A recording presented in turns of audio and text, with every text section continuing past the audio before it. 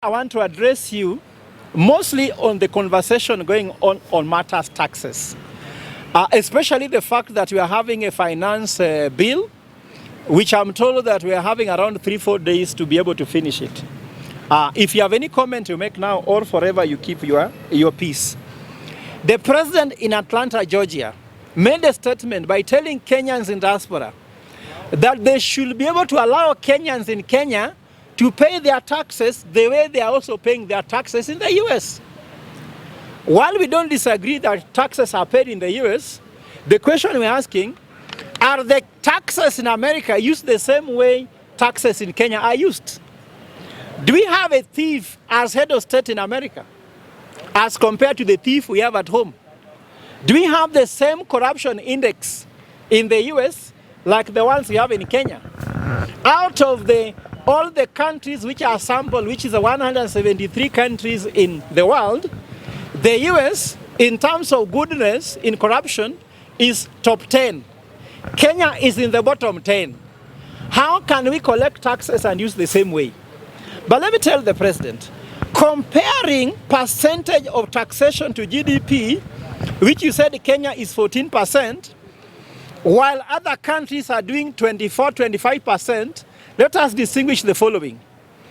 You collect taxes to maintain state services like, let's say, road network, healthcare, education, cost of living, security, and the rest. And let me tell the president, I have statistics here. Percentage of paved roads in the US is 73%. India, it is 67%. China is 100% paved roads in China. Brazil is 11%. Kenya is 10%. So how can we pay the same percentage of taxes as America, yet American roads are 73% paved? Kenya is 10% paved. And I also counted. I have consulted for Kenya. I know that between Busia and Mombasa, there are 125,000 potholes. When the president was driving the best vehicles in the US, let him tell me whether he saw any pothole in America. So if there are potholes in America, and there are no potholes in America, and there are potholes in Kenya, how can we pay taxes the same way as a country with no potholes? How many doctors are working, and what is the salary of a doctor in America compared to the salary of a doctor in Kenya? What is the salary of a teacher in America compared to the salary of a teacher in Kenya? What is the salary of a military official in America compared to Kenya? What is the salary of a police? The minimum wage in Kenya is 15,000 shillings, which he proposed to increase. He has not even increased. He proposed. America, the minimum wage is 160,000. So how can the president be doing doublespeak? He wants us to live like America. Let him collect taxes if that is the case. The day Kenya will look like America, we'll pay the American tax. We cannot live we cannot be living in trenches. We cannot be living in bushes. We cannot be living in sewages and paying American taxes. When they will clear all the sewages in Kenya, all water in all taps in Kenya, when all roads will cease to have potholes, when everybody can afford life in Kenya, we shall pay American taxes. Before that, let him come home very quickly and repair these roads we have here, then ask for the taxes. Are Kenyans, if a Kenyan cannot even be able to rent a plane he's with the US, there's no Kenyan who can afford that plane. The plane has to come from Abu Dhabi. How can we pay taxes of Abu Dhabi? The plane for American president is not equal to his. So let him live the life that he's living as he speaks what he's speaking. We cannot want someone who has stolen money from us. It is our taxes. The more taxes go up, the more corruption go up, the more government services go down, and he wants to make us look like a fool. Kenyans are educated, so you cannot be able to cheat us. We know your mission very well. Finish your private service, private visit and interested visit in the US, come back home and smell the coffee. Here in Kenya, There's the National Mall in Washington, D.C. looks like this one in Givenchy Garden. Why is it not as beautiful as National Mall in Washington, D.C.? If you want to give us American life, we shall pay American taxes. But for now, we shall pay Kenyan taxes, live Kenyan life, and also at the same time, ride on American roads, go to Kenyan schools, go to Kenyan hospitals. Until this changes, don't lecture us in America. Problems are more at home. How can you go to America as if America is doing things are well, while at home even your DP does not want to hear your taxes? Convince your DP because he has left you. He believes the taxes are too high for his people. Come and have that conversation at home. Don't run away from Kenya. It is stated you can run away from your problems, but you cannot hide from them. Your problems are Kenyan's problem, not American problems. Come with a Kenyan solution, not American solution. Thank you. Maybe I also just add on the issue of finance bill. I think as members of the general public, we have also submitted our memorandum seeking to review those corrosive provisions of the draconian Finance Bill 2024. For the record, each and every clause in that draconian document we have sought to review, we have challenged.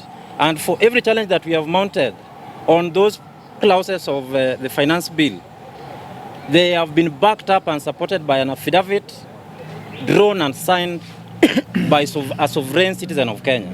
So you can imagine all the clauses in the Finance Bill.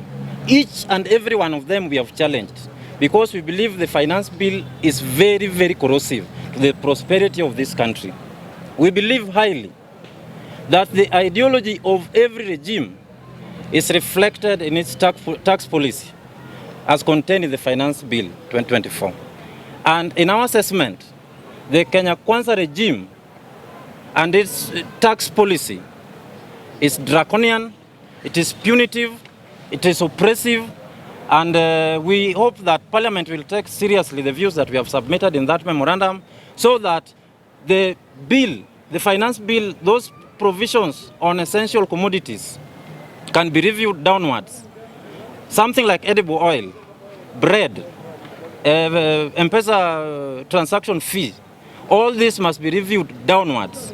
Otherwise, there will be no prosperity in Kenya. It is famously said, and I want to reaffirm, that there is no country in history that has ever overtaxed itself to prosperity. You cannot overtax a nation to prosperity. Therefore, we call on the President, come back so that we can have this conversation here. Don't run away. We know the deadline for submitting this memorandum is almost expiring, and we want you back here home as soon as possible so that we can have a conversation on these fundamental provisions of the Finance Bill 2024. Because as Kenyans, we will not accept anything that is oppressive to us unless you tell us that the taxes that you increased in the Finance Bill 2023, how much did you achieve? How did you use it? And why did you fail to meet your target? When you raise the taxes, the proportional impact or consequence is that the tax collection will go down. So it does not make sense to increase the taxes so that people can evade taxes. We want the taxes to be rational as we have proposed in our memorandum, and we hope Parliament will take this matter as seriously as possible because that is their mandate. Otherwise, we will go and take the keys of Parliament and lock it and give it to the people. Thank you. Let me give advice on this financial act because there's a need to look at it economically. First of all, let us understand what problem should a financial bill solve. The financial bill in Kenya now should solve two problems. One, high debt, and two, economic stimulation, because the economic activity is low. So how can you be able to stimulate the economy to grow at the same time solve the debt issue? So as an economist, these two things are contradictory normally. Because if you want to make economic activity to go high and you have to pay debt, debt might be paid by collecting taxes. So I want to advise the president on this matter because this is a sound economic advice. I'm sure he does not know. Plus all his economic council do not know. To stimulate an economy at the same time offer debt, lower lower debt, you don't have to use one strategy. They are using one strategy, which is tax, tax, tax, tax. But you have to use a cocktail of economic policies. One, raise taxes to the point of to optimal point upon which the economy can continue work. And for that matter, I ask you to review the taxation downwards by at least 12%. The second thing you need to do is you need to lower the interest rates, because if you are taxing people highly and the interest rates are going up, entrepreneurs, business community cannot access fund so that there can be more economic activity. So you cannot raise taxes at the same time you also raise interest rates. So interest rates must go down as you enhance taxes. The second thing that he has to do is you have to lower government expenditure. Because if you increase government expenditure and increase taxes, which means taxes are just going to recover expenditure, and therefore nobody can see development coming to them. Because there is no education, there is no money in healthcare, there is no money in cost of living, so you have to do that. The third thing is that we have to restructure the debt. In Kenya, we are paying odious debt. What's an odious debt? Odious debt is debt which is not legal. Like you see, people borrowed money, that money didn't come to Kenya and we are paying.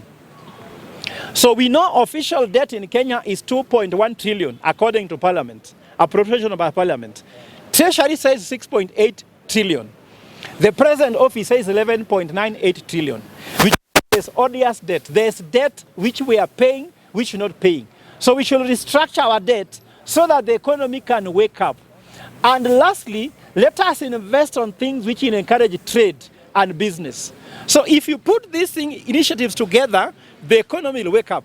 But if you only have one medicine, malaria, taxation, diarrhea, the same medicine. When someone has headache, the same medicine. When there's cholera, the same medicine. COVID, the same medicine. So you are called Zakayo because your only strategy is tax. Uhuru was not called Zakayo, but he taxed people. Kibaki taxed people, but he was not called Zakayo. So you are Zakayo because when people see you, they see only tax. They don't see anything else. They don't see healthcare, they don't see education, they don't see tax. So don't use one tool. You're only using one tool hammer called what? Tax. Lower your government expenditure. Please, ensure you lower interest rate for banks so that Kenyans can access credit. 3, please ensure that we restructure our debt. 4, invest in trade. You are in the US. I can see you there. You are going to where people are doing film industry. You have carried no single youth there. So who will work with the film industry in the US? You took a photo there with your wife and yourself, isn't it? So your wife will bring the business to young people. And didn't see any young person standing next to you to work with the American industry. Do you know how American youth has grown the American economy? So the president, please don't have one tool. If you cannot get this man, please call again, which I'll tell you. But the truth is that you are not getting it right. But we are tired of it. If you cannot get it right by 1st of June, we shall call you back. Because hakuna madaraka bila mamlaka. The sovereignty belongs to Kenyans. We are going to recall you on 1st of June. We are launching a bill here in Kaloleni Social Hall to recall you because we are tired. Continue traveling. You'll wake up and find the plane cannot move anymore because we have taken over the country. Thank you.